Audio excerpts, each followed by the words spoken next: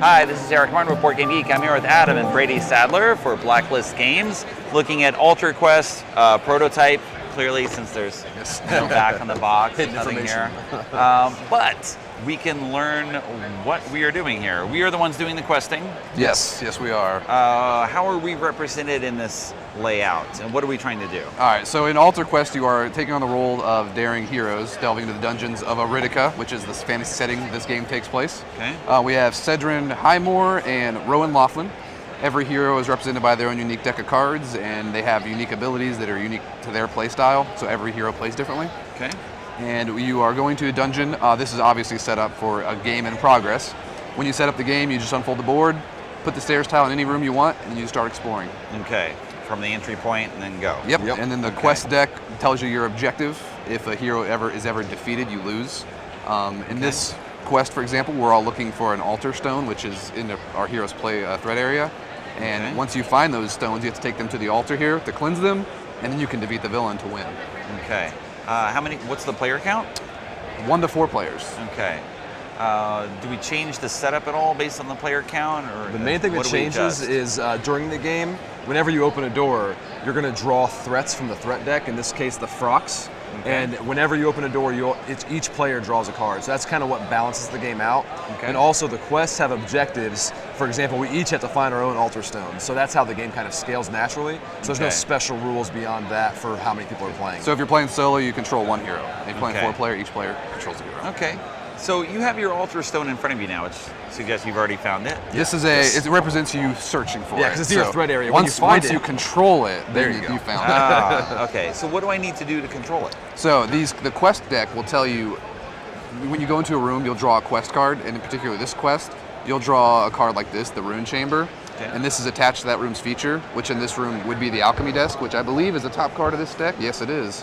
Okay. So those are attached. And that way, if you go to the Alchemy Desk during the quest phase when this activates, if you're adjacent to it, you can do a search test to try to get that altar stone. And when you do, you control it, and then now you have that altar stone, you gotta take it to the altar. And the reason it's in your threat area and you can't find it is because it not being found yet is a threat, because it's going to gain these quest tokens, and these represent sort of like corruption or just more cleansing you'll have to do to clean that stone when you find the altar. So you're trying to jam it back into place and clean the entire altar, and then by that time you have to fight the boss to actually win the quest. Okay. So maybe give a few more specifics. So there's 4 heroes. Yep. Each player taking 1, unique decks for what they're doing. Yep. What are the characteristics of a player deck that make them different? So each character is going to have a card with attributes on it. So they'll have different stats. Like, for example, this is their armor. These are all their stats. Attributes. Attributes. Strength, dexterity, things like that.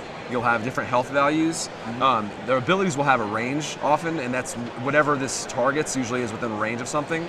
And then also they also have these altar symbols, and this is these rune symbols here, the altar dice. Those will trigger special abilities. For example, the Bury Scurry that Rowan can do, if he exhausts this and rolls a wind, then he can. That wasn't a wind. This one right here, yeah. There was a wind there though, yeah. So whenever you trigger it, you would roll it to make a new symbol, and then you can do your ability. And almost all of your cards you play will have different symbols you can use, but the enemy will also use them as well. So you have to balance out which ones you want to use and which ones you want to provide to the enemy, and trying to make sure you're not kind of skimming yourself of altar symbols, but also keeping the ones the enemies want away from him.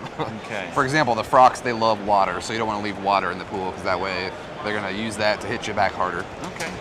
So how many enemy races? I don't know how you describe them. We call them threat decks. The threat decks, there are 3 in the base game. There are the Frox, there are the Raglanders, which are like the pigmen, and then there are the Thralls, which are like the vampire faction. Okay. And there's also 3 villains. There's Bulks here, and there's also Gert and Winora Morn. But the villains and threats can be switched in and out, so you can play any villain with any threat deck, kind of make your own scenario. And the quest decks are like the objectives of the game. There's 6 quest decks in the base game. So a scenario is basically a combination of a threat deck, a villain deck, and a quest deck.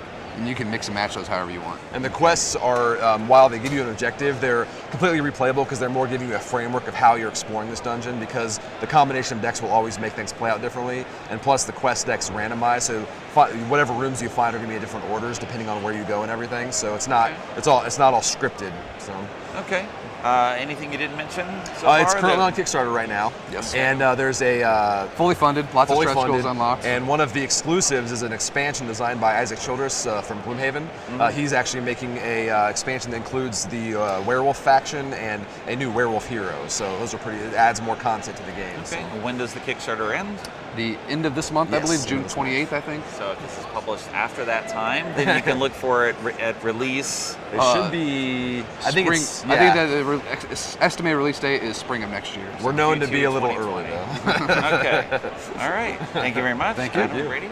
Overview of Altered Quest coming early 2020. Yep. All right. Thank you. Thanks.